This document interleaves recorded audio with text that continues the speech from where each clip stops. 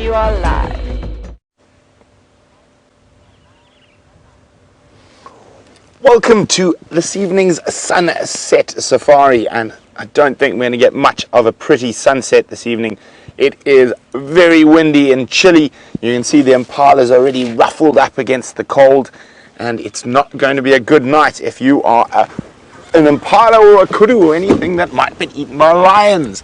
My name is Brent Smith. I have Jandre, aka the Pusfoot Gadding. We've now let him out of his cage. He's allowed on game drive. He's very excited. So there's a lot of camera wobbles today. It's not me moving, it's Jandre just being very excited about being off the computer and not doing admin and getting out into the bush to film some animals. So I was saying it's not going to be a good night if you're a prey species.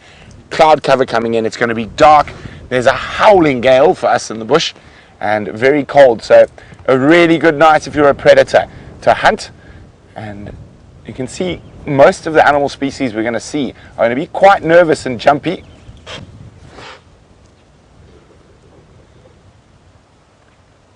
Because of this weather, they're going to be keeping a sharp lookout. A herd of impala like this is going to start looking for an open area quite early this evening, where they're going to lie up and try lie up in an area as open as possible so they can see any potential threats as they make their way. This is one of the bigger groups of impala we have here on Djuma. This particular herd meanders from Sydney's Waterhole through Sandy Patch all the way to Impala Plains, sticking to the sort of seep lines where there's still a little bit of good grass left, but also feeding on all the different tree species as they move through. Now that's what makes impalas so incredible, their adaptability. That is why they're the most numerous antelope in Africa. And not only can they eat grass, they can also eat leaves. They occur through such a wide range of habitat, from grassland to woodland to relatively thick woodland as well for an antelope species or a herd antelope species. And you can see how they're all red and puffy. So what they've done is they've extended they've pulled their hair follicles tight, and what happens there is an insulative layer of warm air gets trapped between their body and their skin, making them feel a little bit warmer.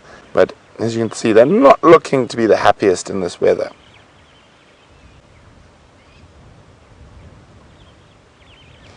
Always on alert.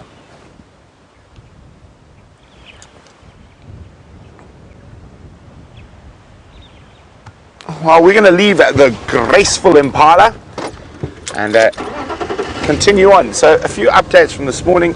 The wonderful ladies of the Nkahuma Pride plus a couple of Birmingham males are still to the west of us, and they had a waterbuck kill there.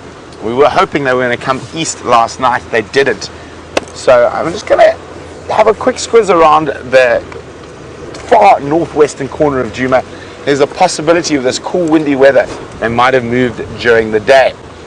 Also, we think Tingana is around the Buffelshoek Waterhole area, and tracked them into that area. I know Jamie's heading up to that part of the world to look for them.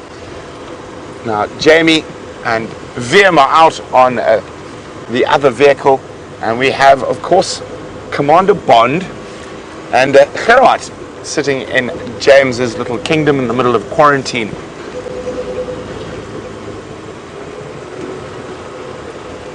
So speaking about the king and his kingdom, let's go see what's happening in the tent. Hello everybody. We are just organising things in the tent here. My name is James Henry, and I am in the what is termed the safari tent, aka my office, which is not too bad. You can see my view stretching out wide over the quarantine clearings, and behind my museum, a rack of artifacts which is shortly to grow. We're going to get a few more artifacts on Monday. Now on camera today is the not insubstantial form of Gert. Good afternoon. Hello. Yes, very nice to have you with us. And all of you, we are just as live as Brent is on the other vehicle, and of course Jamie on her car. Which means that even though we are in the tent, you may and should, and indeed are encouraged to, answer questions or ask questions. Sorry, you don't have to answer anything you don't want to. Hashtag Safari Live is the Twitter handle on which you should send through your questions. Now, what I wanted to show you here was this impala skull. Now, of course, you were looking at the impala with Brent Leo Smith, and I just think these are quite a little slightly macabre, I suppose. Let's just do a little twist around here, and then I'll show you. Well, firstly, I want to show you his brain case. Now, that on your screen looks pretty big. It isn't. It's the size of about a plum. A sort of smallish plum is the size of an impala's brain. So not very large, but it's enough for the impala to live in. We had a number of questions today about intelligence and the natural selection for intelligence. That brain is perfectly big enough for, as Brent says, one of the most numerous antelope in Africa. So you don't need a big brain to survive necessarily. And what I wanted to show you here was the teeth. And what we're going to do, I seem to have lost one of the teeth, but I'm going to find it again. I have lost one of the teeth. I've dropped it. Anyway, those are the teeth, and what we can do is actually look at them under a microscope, believe it or not. And I'm going to put the microscope over the tooth, and Gert is going to just get in on the feed there. And we'll just zoom. There we go. Look at that. Isn't that amazing? That's the enamel that you can see that's a little bit pockmarked there. And if we move along, just inside there, that dark bit where there's a cavity is where the dentine of the tooth is. There we go. And that dentine, of course, and the enamel will wear away as the impala chews away. And it, of course, will keep chewing and chewing and chewing, rubbing these teeth over each other. And you can see how the ridges have been formed as the impala has had to feed and feed and feed on endless amounts of grass. And, of course, what goes in one end must normally come out the other. And the other thing we have to show you here, of course, is a piece of impala dung. So here it is. Here's the actual dung in my hand. It's very dry, and indeed some of it seems to have been borne into by something. You can see a couple of holes. There we go. There's a hole in that one. I don't know what's living in there. And then if we go back to the microscope, let's see if I can get you a focused picture before we go across to it. There we go. Just have a look there. Let me try and focus it properly. There we go. And what you have in there is a whole lot of grass. You can see, you might also be able to see little bits of leaves in there. And as Brent said, impala are mixed feeders, which means they can eat grass or leaves, but they're incredibly efficient digesters. And you can see how very, very finely chewed all of the pieces in this dung are. And the reason they're so finely chewed, of course, is because the impala is a ruminant. So it re-chews its food, it swallows the food for the first time, it goes into the first chamber of the stomach, it regurgitates it, and then with these very sharpish, well, they're not sharp, but they're sharply edged and ridged teeth, it grinds and grinds and grinds away, swallows them into the second stomach, into the third and fourth stomach after that, and then out as this very dry dung, that has reabsorbed most of the water that was in the food, and so they're incredibly successful at being around this particular area. Now, I'm not sure exactly where we're going, but I am sort of seeing a lion. It's very exciting. I think you're going to see a lion fairly soon. Good. Excellent. There is a lion, and Jamie's going to talk to you about it. And a very good afternoon to you, and welcome to a repeat performance of VM and Jamie Go on a Sunset Safari. Because it seems as though whenever we drive along a Gallagher shortcut, we find lions. In this case, it was the spotting of VM that happened to highlight them or bring them to our attention.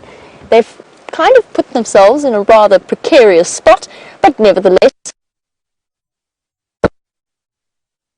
safari. I'd love to know where these two have been hiding all the time. We know that we knew that one of the Nkuma females was mating with one of the males. It seems as though the couple find themselves somewhat tired of each other's company. and in just tired in general, really. I thought about playing them some Marvin Gaye, but it seems as though not much will stir the sleeping lions for now. Now, unfortunately, our signal is incredibly shaky. As you may or may not have noticed, I am captaining what has been given a series of names, so the name is not yet set upon, but I'm captaining the Titanic, also known as the boat, this afternoon, which is our makeshift Mahindra, which means that we can't really get ourselves into the more comfortable of positions here. We find ourselves somewhat precariously perched on a drainage line. So what we're going to do, because the signal's a bit shaky, is we are actually going to bring Brent into the sighting so that he can take over and then we can carry on. And I happen to have Herbert on the back as well, so we're going to go and search and see if we can't find Tingana for you, the dominant male bird of this area. What a fantastic way to start off our sunset safari. It seems to be me and VMT. As long as we drive down this road, we'll find lions there. It seems to be the way it works. Quite happily lying up, enjoying the shade. For signal, I'm going to send you back to James and guide Brent into the sighting. We're back. Brent is going into the sighting. I will be able to tell when he's there, of course. I was slightly not expecting that, so let's have a look. I'll tell you what, appropriately at a lion skull. Now, I know that many of you have seen this before, but for those of you who haven't, let's have a look-see. And let's have a little focus. We'll have a theme today on brain size. So there, inside this particular piece of bone, and if I'm not mistaken, that's called the parietal bone there at the back, is the lion's brain. And the lion's brain, despite the fact that it is probably twice the size of the impala, where's my impala gone? There it is about the same size as this impala's brain. Its skull is much thicker, and that's because it lives a life that is particularly more, I guess, more physical. It's also just a more massive animal. But its brain is roughly the same size as this impala's, despite the fact that the skull is so much larger. And I find that amazing, and I'll tell you why I find it amazing. I find it amazing because lions are supposed to be sophisticated social hunters. And one of the big things about why our brains are so big, and why all primate brains are so big, is that we are social. And our social interactions are supposed to have selected or been the selective pressure that made our brains so very big. Now, lions are cooperative hunters. They hunt in a team, sort of. It looks like teamwork when they're hunting. How they do that, we don't know. It's almost entirely, we think, instinctual, because there's not a huge amount of learning that a brain this size is able to do. A lot of what the lion does is packed into its instincts, which are also housed in the brain, of course, but there's not a great deal of flexibility of learning compared with something like a human being within the brain of an animal like this. And I always find that quite interesting. Now, on the other end of the scale, or not to the other end of the scale, but similarly, if we look at this hyena here, whose brain case has been broken open. Now, I don't think that this is a particularly adult, this is an adult hyena, but I don't know, well, I don't know. Probably quite old. This is a big male lion, of course, so let's just look at them together. We'll put them at different sides there. I actually think this was an adult hyena. In fact, it was definitely an adult hyena, and probably quite an old one. And if you look at its teeth, you can see the teeth are blunt. Now, of course, if you've been eating bones your whole life, and you've been macerating bones and chewing on them, so your teeth will be incredibly blunt by the time you get old. And a hyena lives in an extremely socially complex environment, and to the extent that they're often compared with the cercopithecine primates, so the baboons and the vervet monkeys, in terms of the complexity of their social situations. Now, that again is a predicator of intelligence, but in this case, intelligence doesn't seem to be predicated by the size of the brain. The size of this hyena's brain is roughly the same size as this impala's brain. So about plum size, which I think is amazing. I think it's astonishing.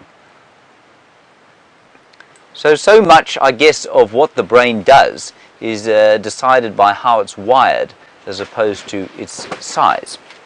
Now, let me put this back, and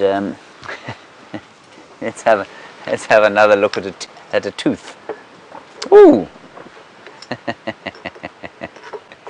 Hello, Gracie, aged 8. You want to know if your brain is like a lion's or a hippo's. Gracie, your brain, if this is the size, so this is, here we go, this is roughly the size of an impala's brain, right?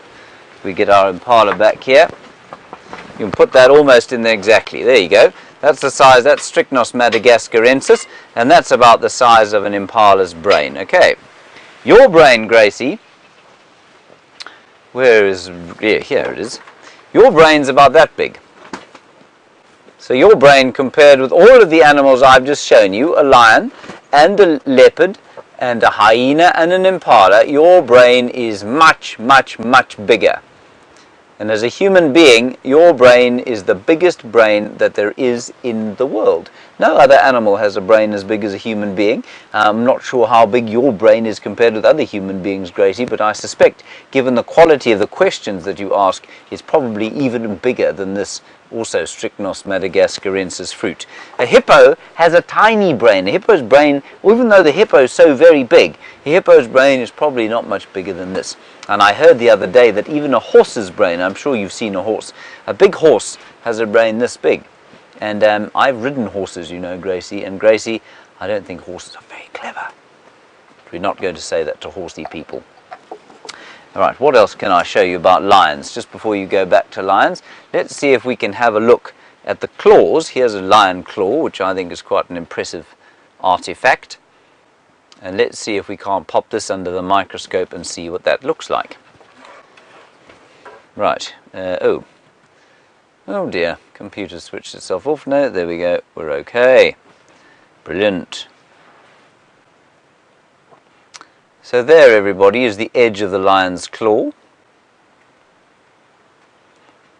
And I don't suppose that's the most fascinating picture you've ever seen in your life, but it does give you an idea of the kind of nail that the impala has, at least the lion. And there, quite interestingly, is the skin and the hair. Isn't that amazing? Those are the thick hair. They look thick, don't they? But those are quite thin hairs sticking out between the skin and the sheath of the claw. Wonderful. Now, if we look at this again at sort of a higher resolution, not higher resolution, a lower zoom, if you like, this is the sheath. Okay? Now we know that a lion is able, just like your house cat, is able to stick its claw out. They've got what we call, many people will say, a retractable claws, that cats have got retractable claws. They don't have retractable claws, everyone. They've got what we call protractable claws. Now what that means is that when a lion is resting, there's a very special muscle inside here. And when it's resting, in the same way that when your muscles are resting, they're relaxed, this claw is inside the sheath. This one is, of course, long dead, so it doesn't move anymore. But when they are trying to run, or when they're trying to murder something, kill them, they push them out. They push that muscle out, and the claw comes out, and then they use it for killing. And that is a phenomenal claw. I mean, look at the size of it. It's almost the same size as half of my finger. Isn't that amazing? I think that's absolutely unbelievable. Right, let's see what else we can show you. Rebecca's putting me sorely to the test here, but we'll have a good go. Right, the other thing I have to show you right now is a crocodile tooth. There is a crocodile tooth, and very similar. Now, I know I'm kind of going all over topic here, but what is interesting is that even though this is a reptile, which is millions of years distant from the way, or from us, millions of years distant from the human being in terms of evolution, the tooth is exactly the same. And when we look at the structure of how things are built, what I want you to have a look at here, and we've kind of done this before, but let's do it again anyway. Here we have the two completely different animals, one a tortoise and one a lion. And the way in which they grow, in the way in which the bone of this tortoise shell and the bone of this lion's skull grow, are very similar. And what I mean by that is that they are made of small sections. So each of these things is made of a small section. And you can see here the small sections grow independently from each other, and although they're fused, they're not quite solid. So that means that this complicated shape that is the tortoise's shell is able to grow. Because if this was one piece, it would be almost impossible for it to just grow outwards. It would have to have these little pieces, and it's the same with your skull and with every other mammal skull. And if you look carefully, we tend to just talk about the skull, but the skull is actually made up of a whole lot of different bones. I'm going to attempt to remember them all, but I think I'm probably going to forget. This is one I like here. You see this bone here, and you can see it's marked off there and there. That is called the lacrimal bone. And lacrimal, I always remember it from when I was a singer at one stage, it means tear. That's where you tear. Lacrimosa means to cry. And lacrimal is the sort of tear, the teary one. And then we have the zygomatic arch. And in the front here, that's an easy one to remember. Well, it's not, this one isn't particularly. That's called the maxilla. And the maxilla goes down to this enormous, vicious tooth. And while we're looking at that vicious tooth, let's actually go and look at one in the flesh with Brent Leo Smith.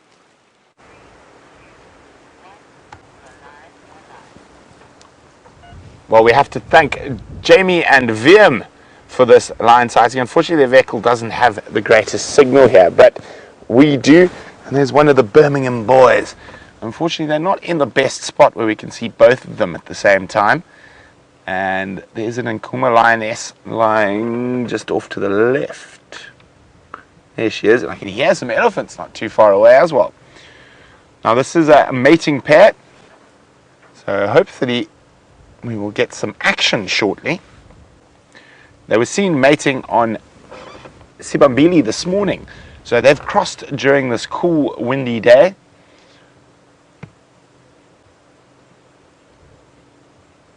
And they're probably one of the only animals that's really enjoying this weather.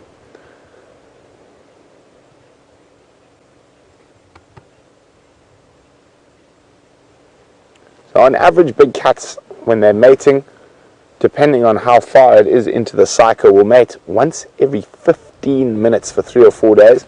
Of course, 15 minutes is an average, not an exact. So it can change, can be shorter, can be longer.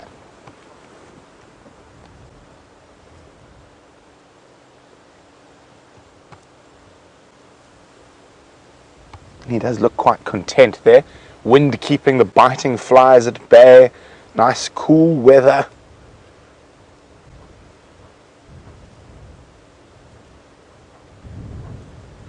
Now, with the amount of mating the Birminghams are doing with all the different lionesses and the amount of cubs about, they have definitely now proclaimed their domain, so to speak. Not to say all the cubs are theirs. I'm just going to roll slightly back for you, Jean-Ray. Oh, there we go.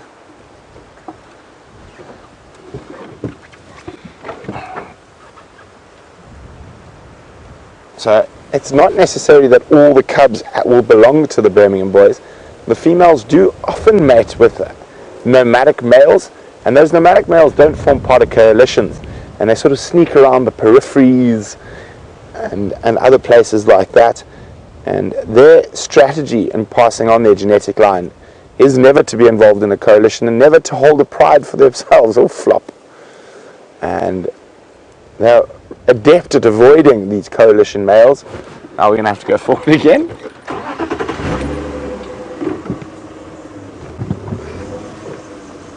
I think that should be it. So these males are adept at avoiding coalition males. And they can cover vast distances. They don't have a set home range or a set territory. And in certain parts of Africa, and there hasn't been enough research done on the genetics of lions in this area to know for sure, but in other parts of Africa where they've studied this extensively, I mean, up to 48% of the cubs born to a pride are not from the pride males. Even though the pride males accept them as their own, they are unable to sniff genetics, which is quite lucky for those nomadic males, enables them to pass on their genetic code. I thought young Junior might become one of those, but apparently he's got a friend now. So that could be quite exciting to see how that coalition develops. It's unlikely that the two of them will spend too much time here, even if they do, might be passing through. They really don't want to rumble with the Birmingham boys.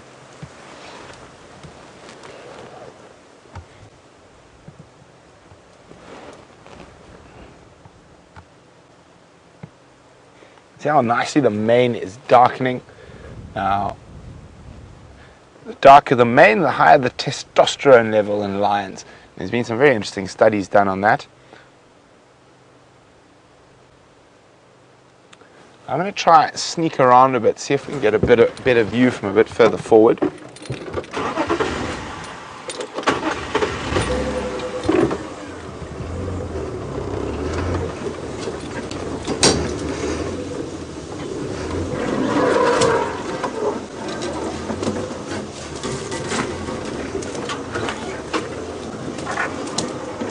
How's it looking, Jean-Andrea?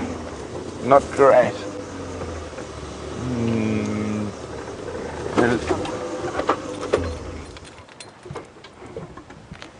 I'm going to fiddle around here a bit to see if we can get into a nice spot to see the lions. While we do that, let's go see what Jamie is up to.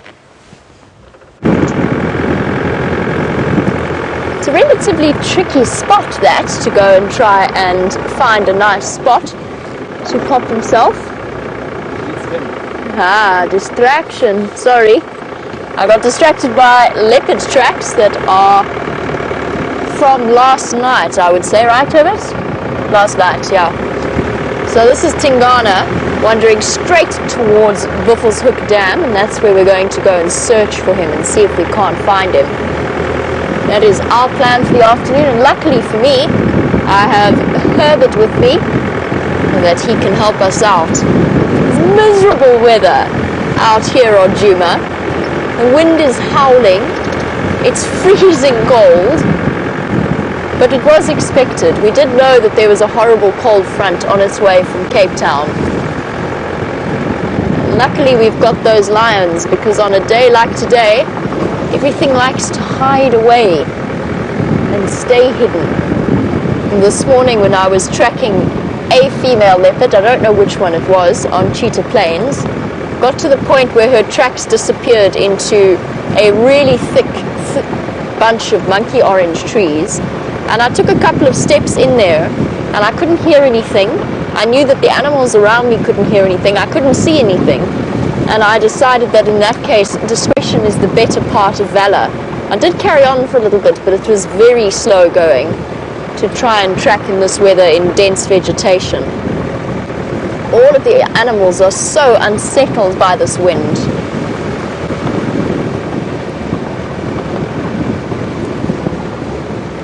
And Tom, are you wondering if it is raining or if it's just wind? It is just the wind, Tom.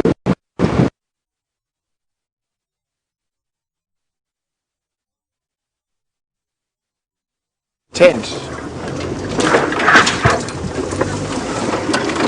So we're just trying to reposition. You've caught us in a strange spot, sort of halfway up, but I'm trying to drive very carefully so I don't damage our VR rig as well.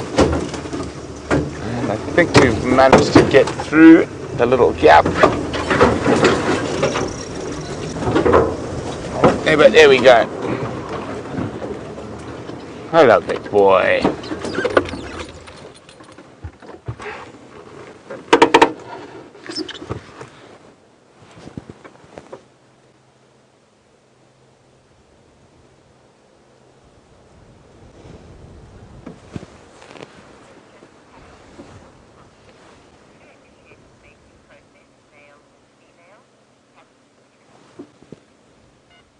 Is that tired, kitty?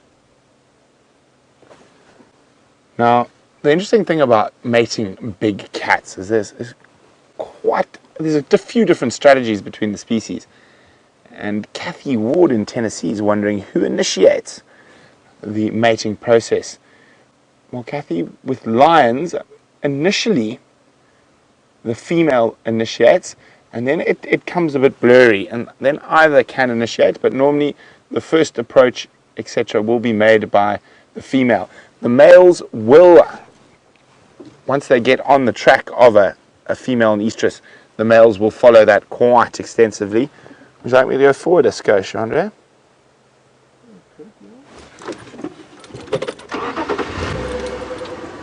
So once the male's sort of got a whiff of a female who is an estrus, let's see if we can get both of them. There we go. Oh, back slightly. There we go. But now once the sort of mating's taken over, the male sort of initiates. Every time she gets up and moves, he'll follow her and look for an opportunity to mount her. Other times, the female actually actively go up to the male and present herself to him. So it just really depends. Unlike leopards, where it's almost exclusively the females that initiate, and lions will not leave their natal territories. So the lionesses are not going to go mate with a male in a group of females' territory. They will stay within their own territory while mating. And again, unlike leopards, who will often go 3 or 4 territories over to mate. See, quite nice little rotund belly there, full of waterbuck. So even though these lions look like they might be dead, they're not, fast asleep. But James has got something tiny and living. I'm not going to look at you, everybody, because inside this buffalo skull, I'll show you what we're looking at just now, but just look at that. Can you see that? It's a gecko. And you won't believe where it's living. Look at it moving. That's the microscope that's shining on it. I've got a torch in there. It's probably about the head is probably smaller than half the size of my thumbnail. And it's got its eggs in here.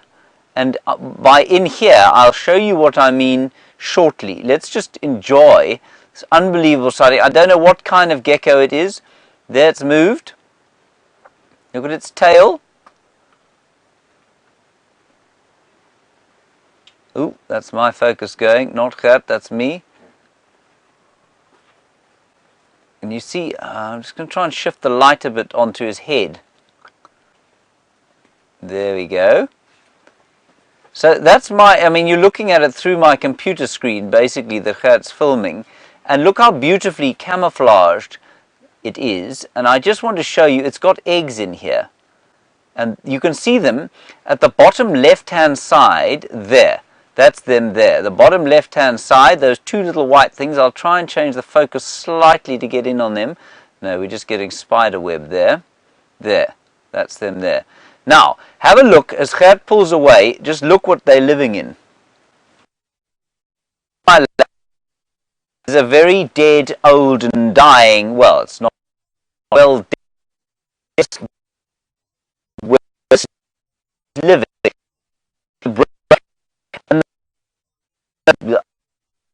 About this probably that,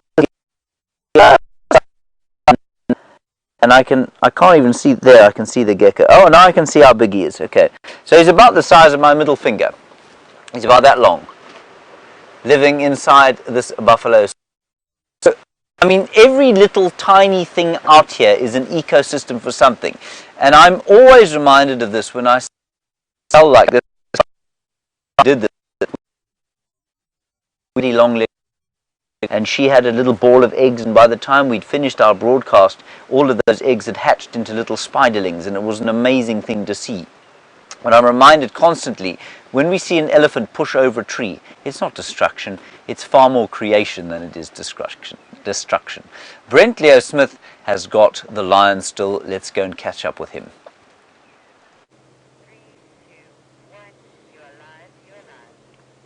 We've got gusting wind, which is obviously great hunting weather, but not when you're preoccupied with mating. Now, the very flash cat still at the moment. It's definitely worth our while spending some time here. This could be quite early in the mating progress. From what I spoke to the guys in the west, and they weren't really mating yet, they were going through the motions. So she might be also in a false estrus, and that's luring him along.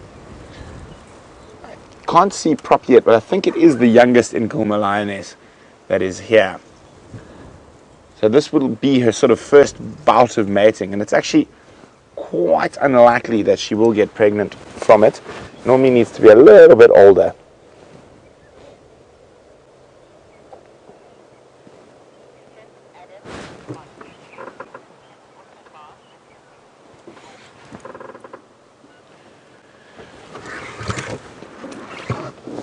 So we've seen quite a lot of leopard mating recently, and it's quite a violent process. And Adam is wondering, is the male lion's penis barbed like a male leopard's penis? And it is. And it is quite an uncomfortable process, especially in the early beginnings of mating. And you will see some serious aggression. So like the male leopard, the male lion bites down on the female to try to keep her submissive during the mating. Because as he dismounts, like a leopard, they quite often turn around, smack, and try to bite them. So it's a very aggressive, probably a bit slower, and leopard's a bit faster on that dismount than a lion, but just as aggressive, and lots of growling and biting and such. So it is barbed. I think you'll find most cats' penises are barbed, even the domestic house cats. That's why they make such a terrible racket when they're mating.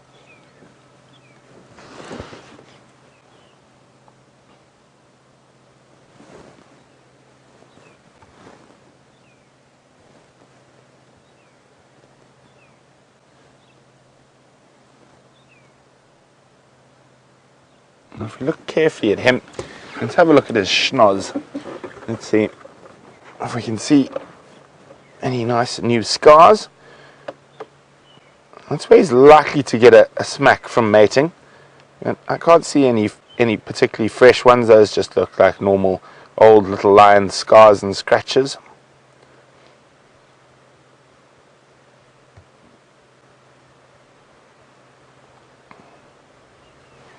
See, he's even got a scar just in that light-coloured skin below his eye. Now, that light-coloured skin's there for a reason. You can see it's slightly lighter than the surrounding skin, and that's to help with night vision.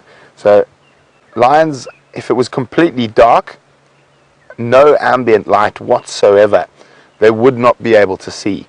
So they do need some ambient light around, and that little light-coloured strip of fur there helps to gather in light from around. Even on a dark, cloudy night, there's enough ambient reflection off the clouds for a lion to be able to see. There's a big misconception when it comes to a lot of predators in Africa. The full moon's good for them. It's not. It's the opposite. So full moon is not great hunting weather. It also enables the impala and everything else to see a lot better than they can on a dark night. So, it's one of the big misconceptions.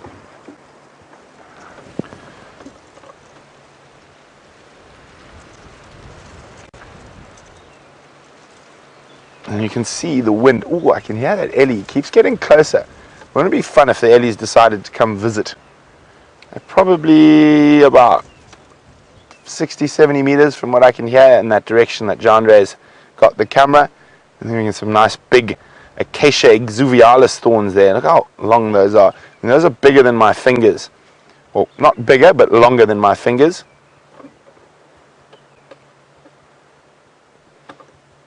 About the same size as the nail that went through your foot, Chandra.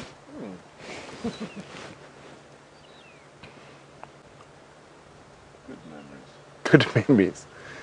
Yes. He has been quite irritating while he's been a cripple, hopping around and on his crutches and moping about not being able to go on game drive.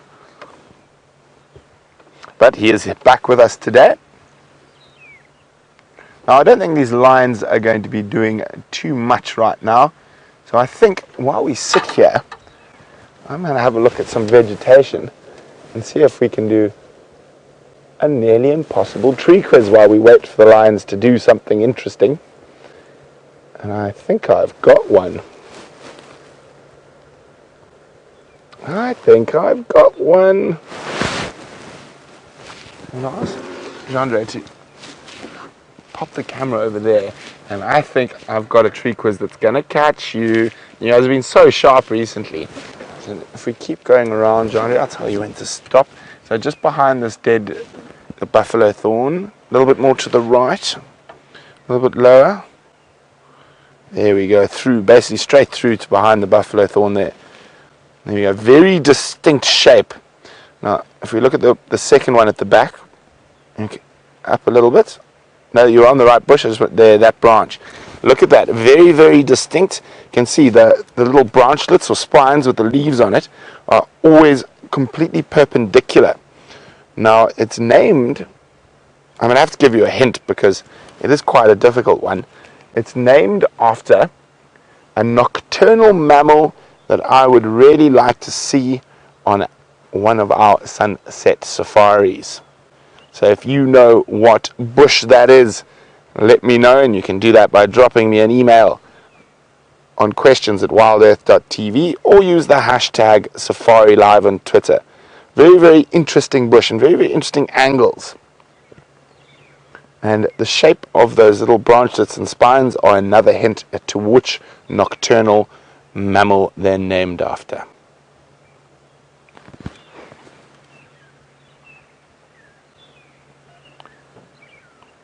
Chandra and I are going to continue to play the patience game with these sleeping lions. So while we do that, let's go back and see what Jamie's up to. We are doing the opposite of the patience game, I think, which is just continuing along to see if we can't pick up on where Tingana went off the road and moved into the bush.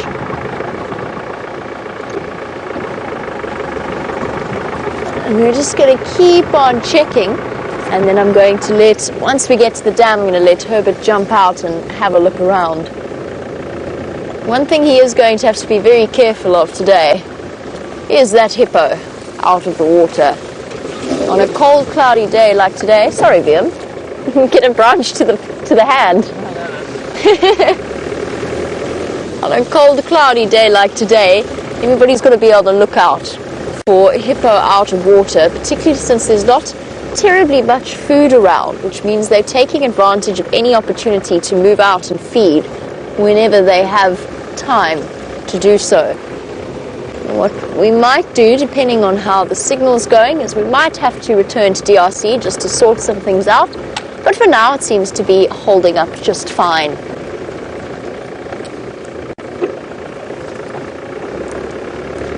Tingana wandered all the way from Arathusa last night, across through Djuma, and north along Buffelshoek Cut Line, and then presumably wound up somewhere near Buffelshoek Dam. Let us see if we can't figure out where he is. Oh, the elephants have been very busy today. Or it was the wind, actually. Although I'm gonna go with elephants, Viam. I'm going to go with elephants. The amount of scrape marks, unless it was another one of... I don't think wind does that, do you? Unless it was... Or elephant. Unless it was James mistaking a stump for a good place to drive again. This morning he hit something of an iceberg in the boat. Managed to... I think he nearly catapulted Brian right off the Mahindra completely. And somehow Brian, through skills honed over months and years of clinging onto the back while we race after wild dog and such things, Brian somehow managed to stay intact and on the back. And you'll be happy to know that the Mahindra, the boat, the Titanic, whatever we want to call it, is relatively undamaged. We hope, as far as we know.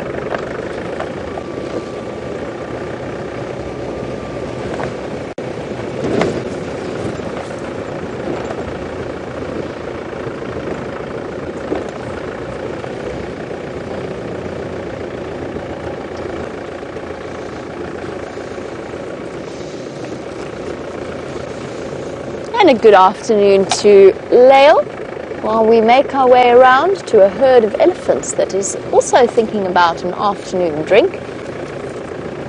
The elephants is actually a really good example in answer to Lael's question.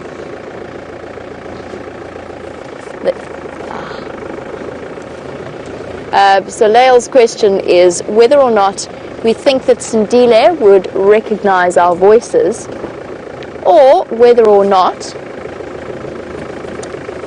any of the other animals do, as I attempt to position our boat in a good spot to look at these elephants. Elephants lail, I'm pretty sure, do. In fact, I'm almost certain that they do. And there's a lot of evidence to suggest that that is the case.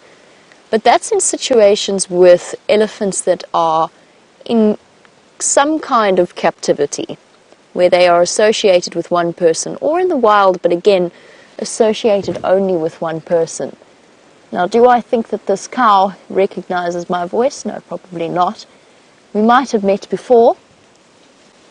If that is the case, it's difficult to keep track of all of the different elephants, although she's got some nice markings on her ear. Big old girl. Do I think that Sindile would recognize our voices? No, I don't. He might recognize the voices of the people that were responsible for bringing him food in captivity. I'm not sure exactly how that was done.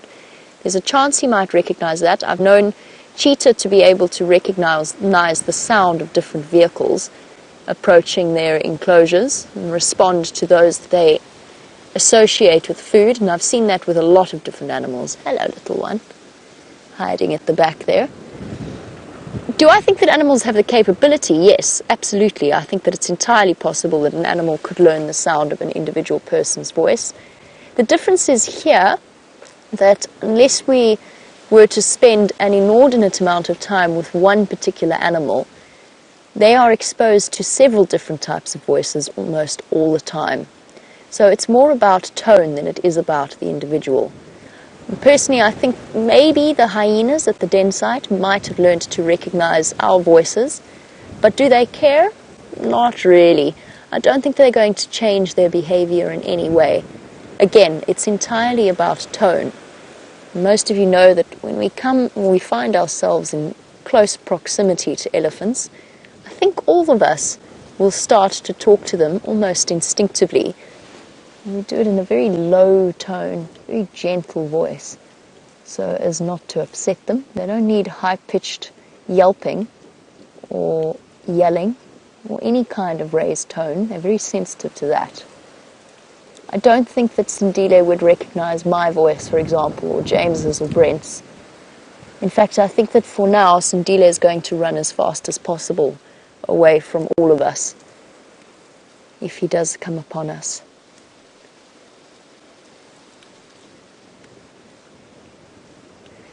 Now, while we sit with these elephants, one of the most intelligent creatures out here, and Elise, you were wondering about an elephant brain size, and I know you were discussing the different brain sizes with James. Not as big in proportion to the animal as ours is, if that makes any sense. So if we were the size of an elephant, our brains would be the same size proportionately. An elephant's brain is actually not all that much larger than a human's. It's just a little bit bigger. A lion's brain is roughly the size of a tennis ball. I think James would probably have been discussing that, maybe a bit bigger. And if I had to try and give you a good example of what an elephant's brain size would be, a watermelon, and not a huge watermelon, but a watermelon I think would probably be the best size comparison. And I'm talking about a small watermelon. I'm now picturing it in my head. So they don't have as large a brain in proportion to their body size as you might expect. That being said, it's what's inside that brain that is so incredibly important. They've got nerve cells all around in the areas devoted to emotional development and social structure, so social bonding, as well as to proprioception, so their spatial perception of the world. And those nerve pathways are so highly developed that they're matched only by human beings, whales and dolphins, and the great apes. There's something incredible when an elephant looks at you.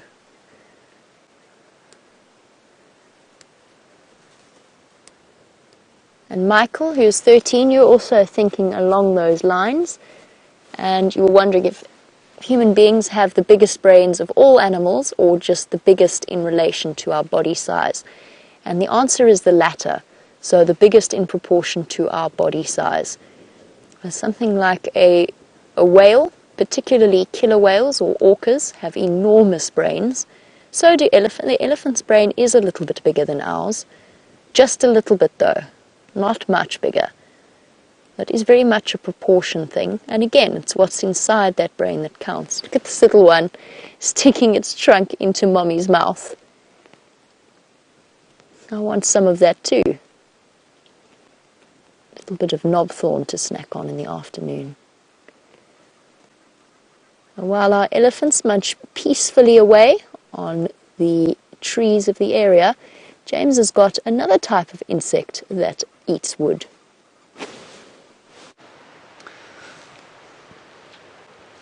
A soldier, everybody, removed from its colony by Geraldine the cheesecake.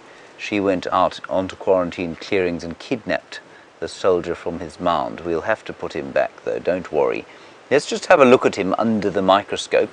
See his rather impressive pincers and his jointed antennae that are looking at you, trying to figure out why that is unbelievable. Look at that picture. That is so cool. Alright, now we're going to put him under the microscope. And with any luck, he'll look even more amazing to you. Let's just sharpen that focus a bit. There we go. So that's his little thorax there. They're his unbelievable jointed antennae that are being blown in the wind. Now, an insect is something called an arthropod, right? And an arthropod means jointed segment as far as I remember. And you can see that every segment on this insect is jointed. And that's why they're called arthropods. He's not so happy to be with us anymore. I'm just going to try and shift him slightly.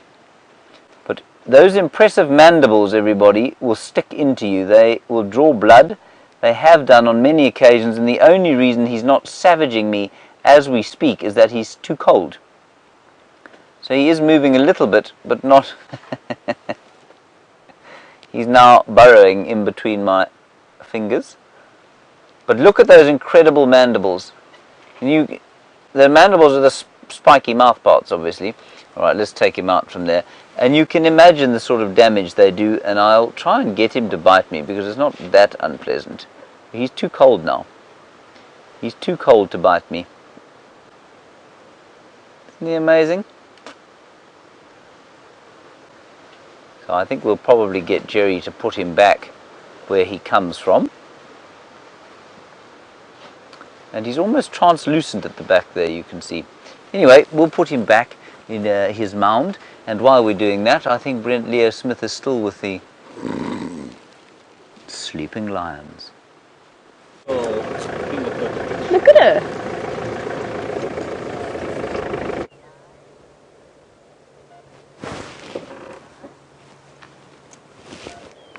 As you can see, these lions have not moved an inch.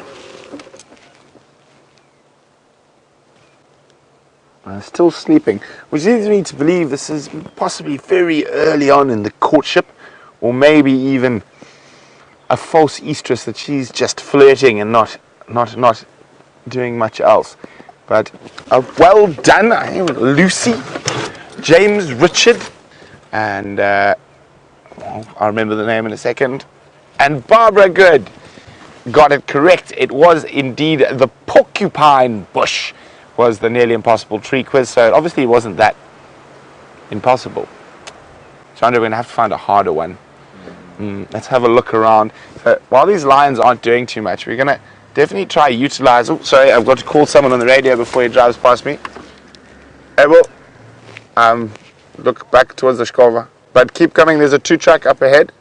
And then come into the west. Sorry about that. Abel was on his way here and he was shooting past us there. So what you told me there was on the game drive radio. So we're in contact with all the other vehicles around us. And that enables us to have the best possible chance at finding creatures. And it's a team game finding these animals. So we share our sightings with everyone. So back to the sleeping kitties. I'm going to keep searching. I think I'm going to be able to find some other interesting little plants that might prove to be a little bit more difficult than the porcupine bush.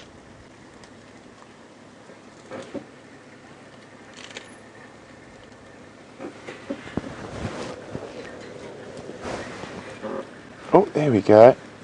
Heads up, he's heard Abel coming to have a look.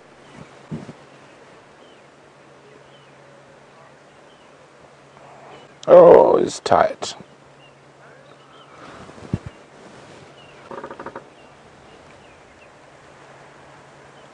So James will ensure insemination. So it's to try and make sure the semen is as deep as possible inside and doesn't drip out. So that's why they are barbed. And as he pulls away, it really does hurt the female. But and she can get very grumpy about it. But it is an evolutionary adaptation to try and ensure that she gets inseminated and becomes pregnant. So it is one of those things. Unfortunately, once she is pregnant and she manages to raise those cubs, she doesn't have to do it for 3 years or so. But if she does lose cubs, of course, that's another interesting thing. Immediately, within a couple of weeks, if she loses her cubs, she'll come back into estrus and start mating again. Now, when pride coalition or coalition takeovers happen, so the dominant male lions in the area change, the first sort of set of mating is a false estrus. So what happened is when the Matimbas were chased by these Birmingham boys, the females tried to avoid them for quite a long time because they had a young male and 2 young females with her that were not old enough that the Birminghams would kill, which they did. They managed to kill this one sister, the young female here's sister, and 2 adult lionesses during that coalition takeover. But immediately after that, they would have sort of accepted, so to speak, the fact that the Birmingham boys were now the dominant male lion coalition in this area. They would have mated with them, but it would have been under a false estrus. So they would have tricked the males into thinking that they were properly mating. But this is by no means by choice. This is just it's an evolutionary adaptation that lions have. And leopards to a degree. So basically what they do, that reason is that false estrus. It buys them a bit of time to see if this new male coalition is going to stay around or is going to be kicked out immediately. And then normally the second estrus cycle, now if that coalition has become dominant and is very much not moving anywhere, they will mate. I mean, they will mate properly and then hopefully produce cubs.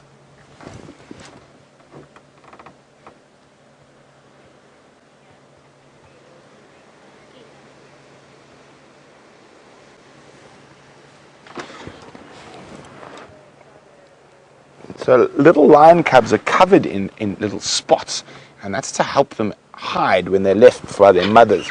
And Pierre's wondering, at what age does a lion lose its spots? I'm just going to try to go forward a little bit, John, so we can have a look at her belly a bit better. And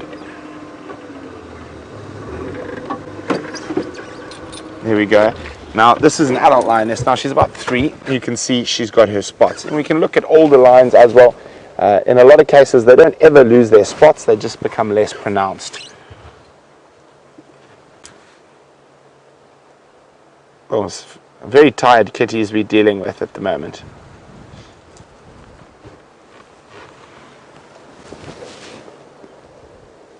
Wind's picking up again.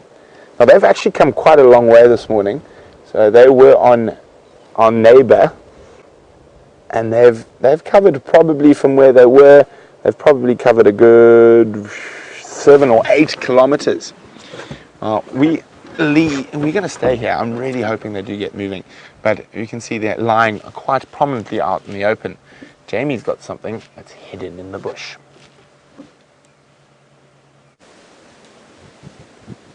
This is just a perfect example of what the animals do on a day like today. We've got probably, I would guess, at least 12, maybe even up to 15 nyala hidden in this one patch of bush. It seems to be the best option on a windy day like today, the most shelter to be gained.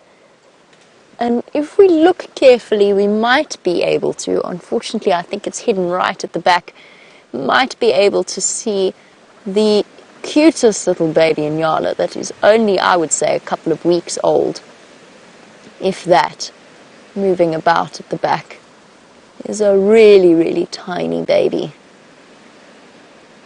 The animals all very upset and unsettled in this howling gale, including that elephant that we were with earlier, who told me in no uncertain terms as I was leaving that I should better leave and possibly never come back.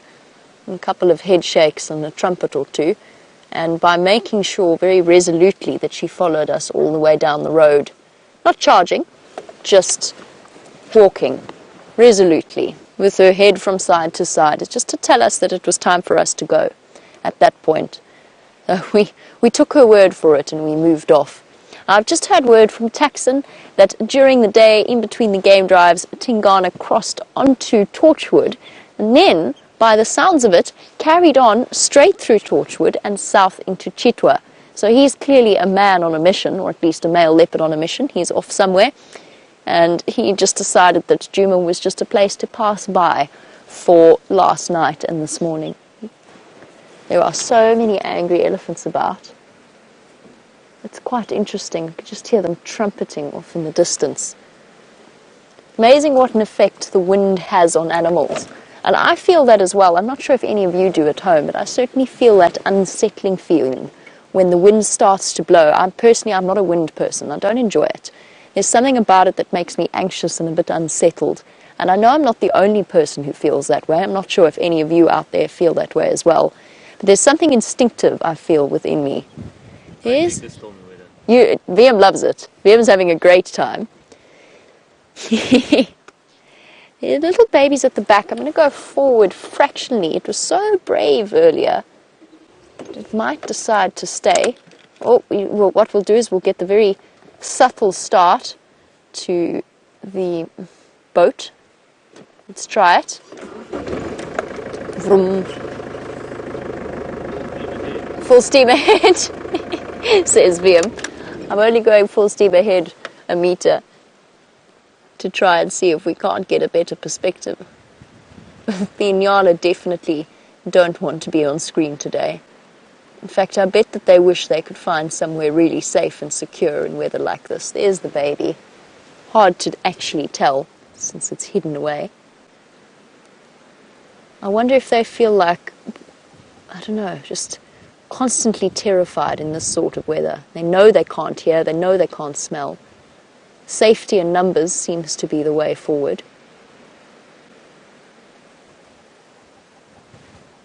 Just the slightest motion tends to upset them.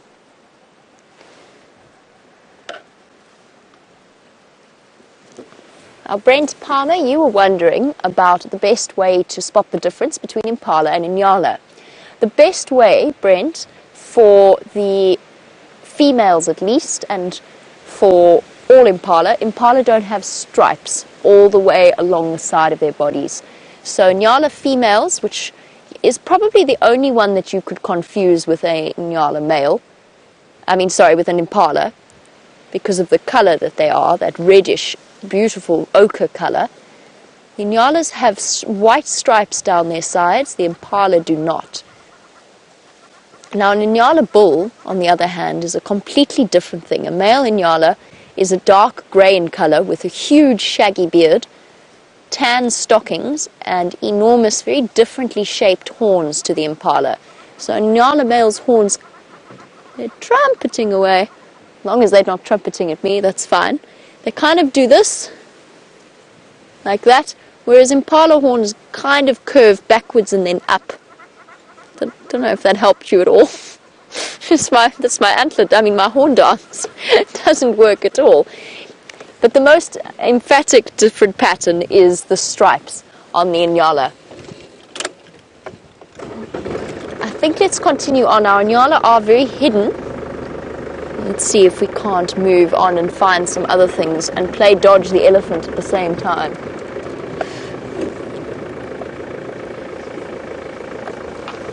There's also lots and lots of male elephant around.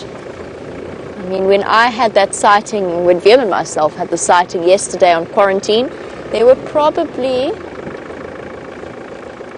Don't you start with your nonsense. It's okay. All right. Okay, where's the rest of your family that you belong to? if you're that unsettled. That was an elephant, by the way. Also very, very upset. So upset that I actually didn't even want to. It was a young female. It wasn't going to charge us in any way. Not that I want to test that theory, but she just looked so unhappy. I didn't even want to stop and upset her even further.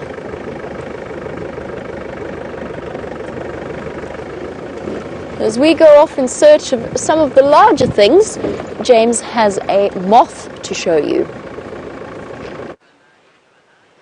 Look, everybody, somebody is looking at you. He's a moth, obviously, and he's called a hawk moth. And what I think is interesting about, I can't identify exactly which hawk moth species he is, but if you look at his eyes there, those are the two smaller black things that you can see. They run into some black markings on his back, and I think that you'll find that that's a bit of a con job. Now, many of these moths have got eye spots on their wings. Many of them have got sort of false eye patches almost all over the place. And I think that if you're an animal hunting in the night time and you happen to see those great big black blotches on the back of this moth, I think you might think that the moth was slightly bigger than it actually is. But now, I mean, a moth like this could quite easily just fly through your room or land on your bed or flap into your hair, and you'll scrap it away, and you wouldn't really notice it until you start to look at the unbelievable detail. And what I want you to look at now is just his underside. Look at the very, very fine hairs that he has on his legs. Isn't that amazing? Now, this chap has been sitting in the freezer for some time. Geraldine froze him for us. He's long dead. Unfortunately, when I took him out of his jar, I broke a leg off him. But he's now in a better place. So he's very, very fragile, but he's got the most unbelievable legs. And then, if you look at his back or his wings, all of those colors are made of single scales. Now, I'm sure many of you know when you catch a moth, or when a moth flaps onto you, it leaves that sort of dust on you, right, or on your fingers, or on whatever it's landed on. Those are the scales that come off a moth's wing. And if I touch this moth's wings, I'll be covered in little scales, and all of those little scales make up those incredible colors. And if you look carefully there, we've got black and gold and orange and white and a bit of sort of mauvey purple, some brown, some bronze and copper. I think it's absolutely spectacular, and that lovely honey-coloured yellow in between those fake eye stripes. Isn't that amazing? I'm going to put him back in here. And Aaron, you want to know what the biggest moth we get here is? Well, it would be one of the emperor moth species. I can show you a couple of pictures of them. But basically they'd be about that big, I suppose. Mopani moths are very big. In terms of length, a lunar moth is probably about that big from top to tail. And I'll just quickly show you a couple of the emperor moths. I've come to the moth section perfectly on time, and I can't find the emperors, which is of course very embarrassing as we are live. I will find them. I will, I promise. I went the wrong way in the book, you see. Here are the emperors. There's the Mopani moth there, and he of course is made from, well, he's edible. His caterpillar is edible. This thing here is a local, which I wouldn't say delicacy. I hesitate to use that term when describing eating a hairy caterpillar, but certainly an important part of the diet out here. That's the Mopani moth. And then I just want to show you, there's the lunar moth over there. And that lunar moth is about 120 centimeters. So that's 120 millimeters. That's 12 centimeters. And that is almost 6 inches long. So that's about the largest moth that we get out here. Now, there's great excitement, everybody. One of the lions has lifted his head, he's yawned, and he's licking his foot.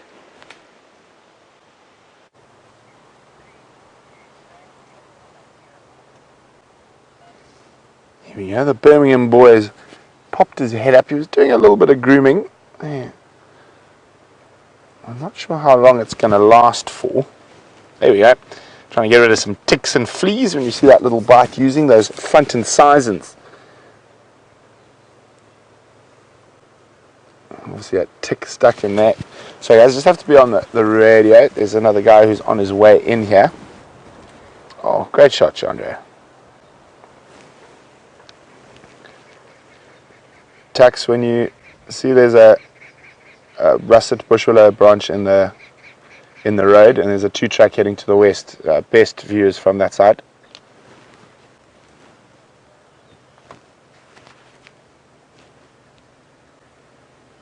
So there you go. Lions are quite fastidious groomers. Even though they are quite dirty, they try.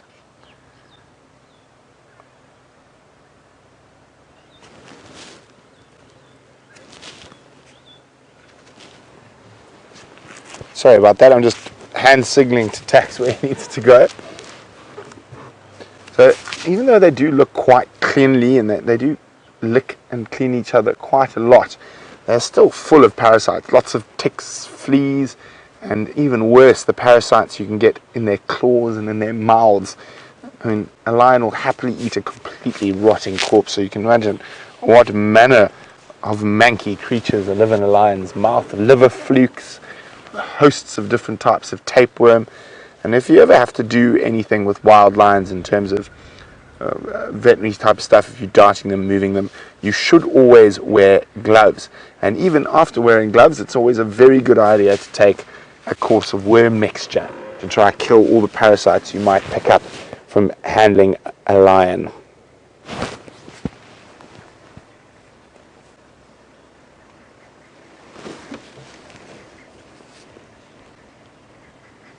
So there are quite a few other vehicles who are wanting to come into the sighting. So we'll spend a little bit longer here and then we're going to move out.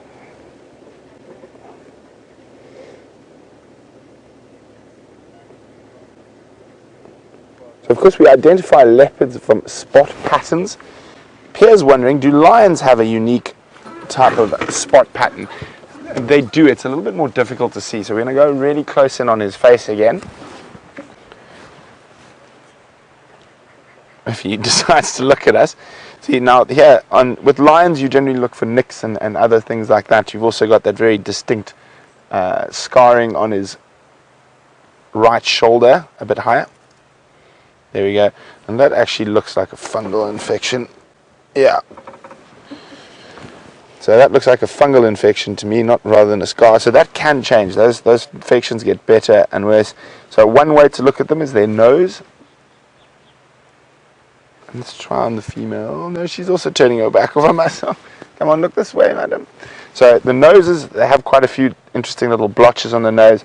Also, if you spend enough time with lions, certain researchers use gum splotches. So they've got little dots, dark dots on the pink of their gums, and that is probably the most accurate way. But of course, tears in the ears, any visible scarring is always a good way to help identify lions, kinks and tails, missing tips to tails.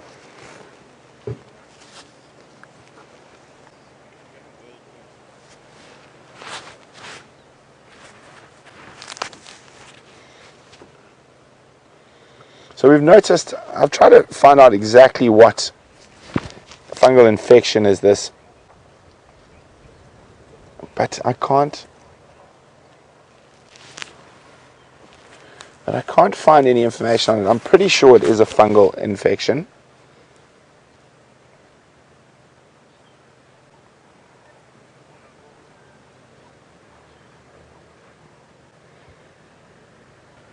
There we go, have a look there. Very interesting. You can see there's some ticks on the bottom side of it, and I think I see a flea crawling through his hair as well. So we've noticed a couple of the Birminghams, and one of the Nkuhumas has this fungal infection. They might have picked it up because it is so dry at the moment. There you go, there's a flea, just near the tick, bottom right hand corner.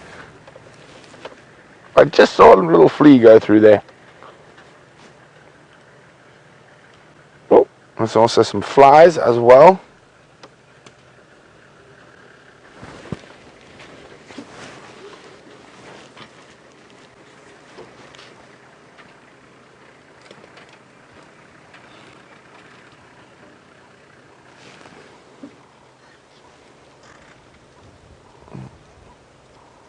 Now, a fungal infection like this doesn't actually really pose too great a threat. I don't think it's sarcoptic mange, which would be a problem, but it is definitely something.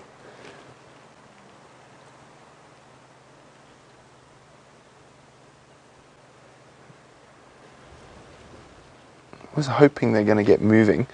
If they don't get moving in the next little while, we're going to make space for some other people to come have a look at these glorious cats, and we'll definitely try come back a little bit later.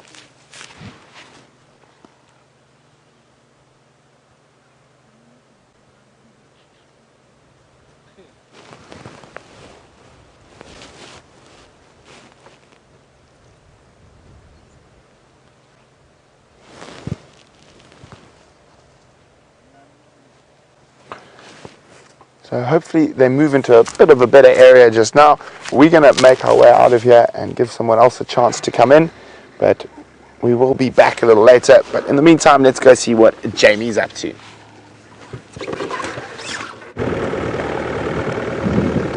While Brent heads out away from the lions, we have come through to Voyatella Dam to see whatever in this drainage line. And of course, whenever we come in this direction, there's always the hope that that lioness might decide to show herself. I think I had a bit of an internal debate about whether or not she did have cubs, just because I couldn't see suckle marks on the 3 lioness that we saw 2 days ago. However, she's been back once again into that drainage line and then out again in exactly the same place, and all of the signs point to the idea that she does have cubs there. Maybe she just wasn't in our sighting. Maybe it was just we didn't have the right Nkuhuma lionesses with us.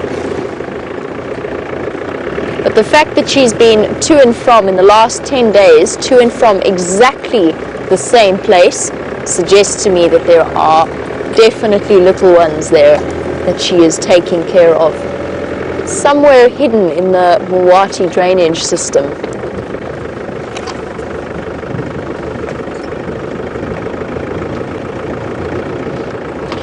And here we have a zebra and a wildebeest. And I think that is probably our quarantine wildebeest. He has a territory up that reaches up towards quarantine and then all the way towards the pan. We haven't seen our wildebeest herd in a very long time. They seem to have moved off to greener pastures, so to speak, although I don't know where one finds a greener pasture at this stage. In the winter months, you can see the grass is completely dry. There's hardly anything for these grazers left to eat. That's winter, that's a standard winter thing. It's just come a bit earlier than to be expected. We've got a slightly nervous zebra stallion slowly making his way towards the dam, very cautiously. Everybody on serious high alert. He's quite a young zebra as well, just judging from his size and by his look. And also the fact that he is all alone, so he hasn't managed to secure himself a herd just yet.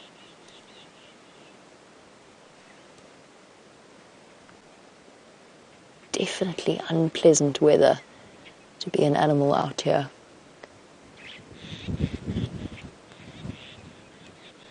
With these open clearings, and I think that you'll find tonight, the animals are going to cluster around quarantine, and maybe even these open spaces. At this point, they've got a toss-up between being a bit more sheltered from the wind, and it is very windy, and having an open view of the surrounding areas to make sure that any predators don't come and get them in the middle of the night.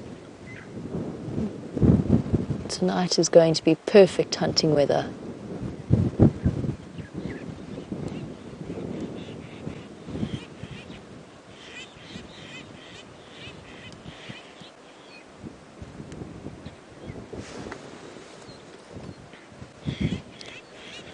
Okay, let's carry on down south a little bit to see if we can't pick up on any signs of Karula moving about? Don't think so though. I think that, well, maybe leopards in this kind of weather can be moving at any time of the day. Just look at how far Tingana decided to walk from last night up until this afternoon, where he's hanging around Cheetah Dam. He's probably covered not in a straight line, but in terms of the distance he's walked, easily 10 kilometers during the night, through Djuma and then north and then south and then east and then south. He's covered a tremendous amount of space in a very short period of time. The same applies for that mating lion pair that came south from Buffelshoek. I think that's where they were last seen. Travelled all the way down to where they're sitting now on Gallagher Shortcut.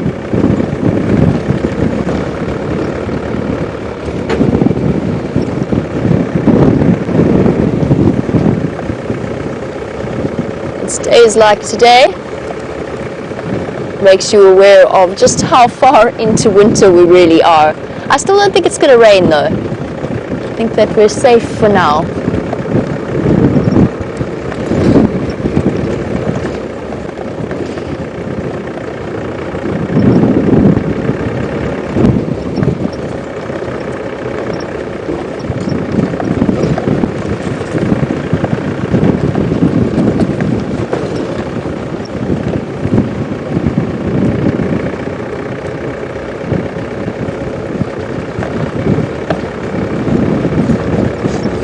While we trundle off to the south, I'm going to send you back to James, who I think is sheltered in the tent, but I'm not entirely sure because the wind might be creating a serious tunnel in there.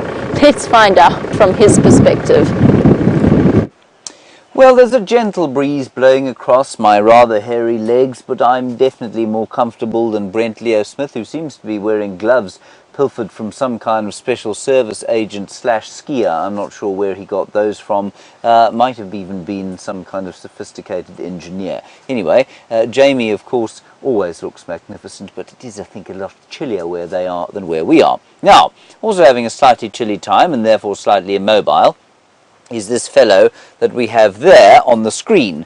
And what I will do is take him out once we've had a look at him under the microscope there. This, if I'm not mistaken, is a pygmy bush cricket. But it might be something else. That's as close as I can get. Let me just refocus him. Oops. No, my screen. Sorry, everybody. There we go. That's much better. No, horrid. Horrid. There. There we go. No. This is getting awkward. Sorry about that. Now he's moving around. Won't sit still. There. Sit still. You cretinous creature. Never mind. Let's pick him out here and have a look. Anyway, he's not very big. He's also not going anywhere very soon because he's lost one of his back legs. Now, this is not unusual, of course. This is an end-of-season cricket. I don't think he's going to last very long at all. I think he's almost sort of up with his season. And if you look at him, I'm not sure that he's actually mature. And I say that because if you look, if I tip him over like that onto my hand, you can see that his wings, look at that. You can see the front wings and you can see the hind wings. The front wings are those sort of, my finger's too fat. Oh, hang on, I've got a little grass stalk here. Did he just relieve himself on my hand there, Gert? I think he did. Like. He just made a dump on my hand. That's delightful. Right, over there, everybody, there, no, stand still, are the forewings, and you can see his little hind wings at the back as well. Now, on an adult cricket, those wings would be longer. And on the youngsters, the instars, remember crickets don't go through what we call a hollow metabolic life cycle, so they don't have a caterpillar or a larva. The little ones just look like the adults, but they don't have long wings. They've got the short wings, and this chap may just be flightless anyway. but I can't find exactly what he is. The closest thing we can get to him is a pygmy bush cricket, simply because he has got these short hard forewings, and his ovipositor, her ovipositor, that's this, sorry, let me just turn him round, there we go. The ovipositor is that kind of flattened spade-like thing at the back. That's the ovipositor. And it's flattened and it's upturned, and that's why we think that's what he is. He's getting a little bit freaked out, and I think he's also getting, ooh, the wind's blowing now. I'm tempted to keep him, you know, because I think that the chances of him surviving out there in the wild are very small, so we might just keep him and then feed him up and keep him for TV. Geraldine, here you are. Again, find him some food. Thank you so much. Now, James Richard, a very nice question. You want to know about how it is that you would go about identifying whether a moth was diurnal or nocturnal. Well, the diurnal and nocturnal moths are actually quite easy to separate from each other because of their color. The diurnal moths tend to be bright, but if you are a moth and you are active during the daytime, at least active at night, it's rather pointless being bright. So here's a whole lot of pictures of nocturnal moths, and you can see their caterpillars are bright, and that's kind of aposematic coloration, that's warning coloration, but the adults tend to be a lot darker and much more camouflaged for the night time, whereas the diurnal moths, which I will fan you shortly, like these ones here, like these burnets and footmen, they're called, they are much more coloured. And of course we had wonderful sightings earlier this year of the burnet moths, those what they call the fire grid burnet moths. They were bright red, wonderful bright red velvety colours on the abdomen, and they of course are diurnal, and they feed on the zebrawood trees, and when the zebrawood's around, that's where they are. And it's really good to have them around, of course, during the day. And well, I'm going to show you this thing when you come back next time. Let's go across to Jamie, who seems to have found an impala. Well, if you think you are having a bad day, then have a look at this poor chap. Well, an impala that has made it through the rut, but only just. Definitely not in the best condition. And if we have a look at the right hand side of his face, wait, excuse me, hold on, we're not finished looking at your face just yet. Shame. He's definitely been beaten up. The right side of his face is incredibly scarred. Almost looks like he potentially damaged his eye as well. Kind of like our friend Nelson, the one-eyed, one-horned impala. But he gives us a nice contrast, to go back to the question we were asked earlier about telling the difference between Inyala and impala. And there we go. If we have a look at the coat or the flanks of an impala, a very clear white belly, but there are no white stripes running from the top of the spine down towards the stomach, nor are there any white dots in that vicinity. Now, he's made life difficult. I was going to try and show you what his face looks like. Sorry guys, just listening to the Game Drive channel. It sounds as though they have found Karula, and she is on Little Gowrie with her 2 cubs alive and well. So that's something of a comfort for you. I'm going to try and move forward a little bit, and since our oh shame, there you go, you can have a look and kind of see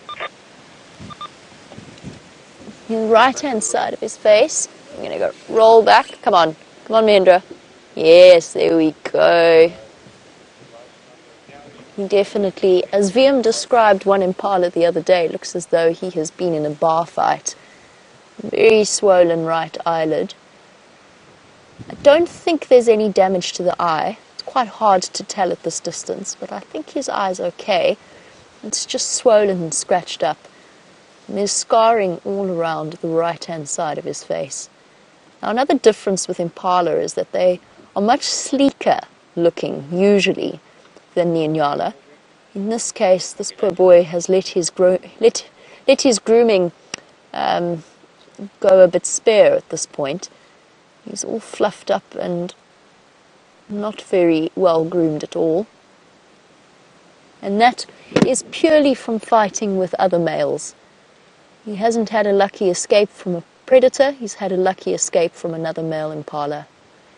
And it's not often that they cause each other all that serious injuries. They often scratch and bruise each other, but it's not often that they really damage. But occasionally things go wrong, and they do impale their opponent on their horns. And if I'm not very much mistaken, before we leave him, I think his belly is actually quite distended. I've just noticed that now. It doesn't look like a normal impala stomach. It looks as though it's actually quite swollen. And I wonder whether there's not some internal damage in there. I didn't realize that before. But a typical impala stomach, they're not like zebra that produce a huge amount of gas when they digest. They're ruminants. And so that kind of barrel-like stomach is unusual. Shame, boy. He's got...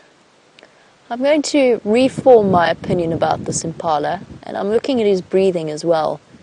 It's quite laboured, and I actually think that this impala is more seriously injured than I originally thought.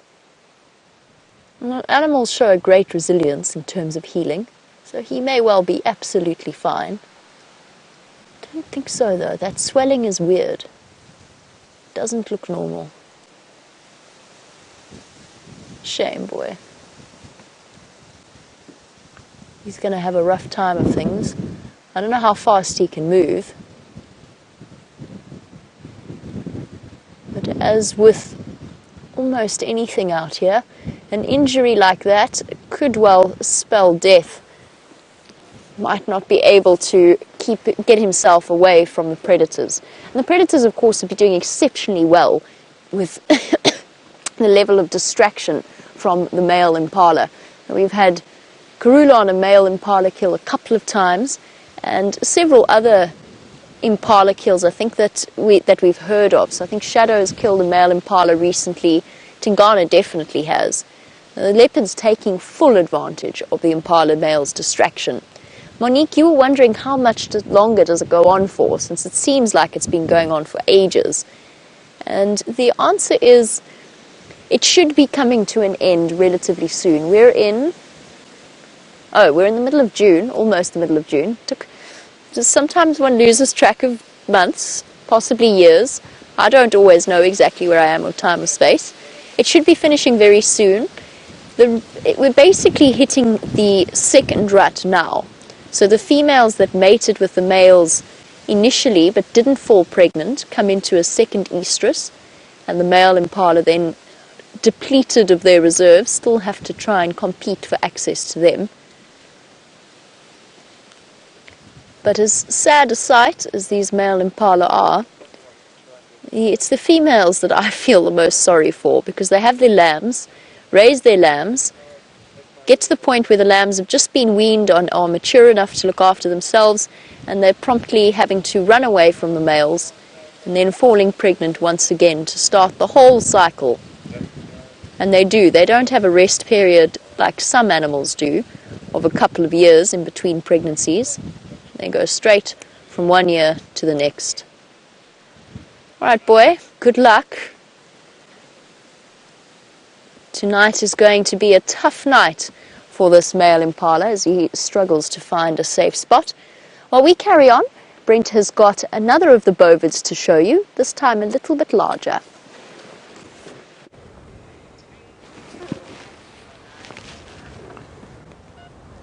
Well, we haven't managed to get very far from the lions, and we've come across a nice big herd of buffalo. And there we go, you can see them. They're moving out into the open like the impala were doing. They're going to find a nice open spot to sleep up. Oh, there's a bit of an argument there.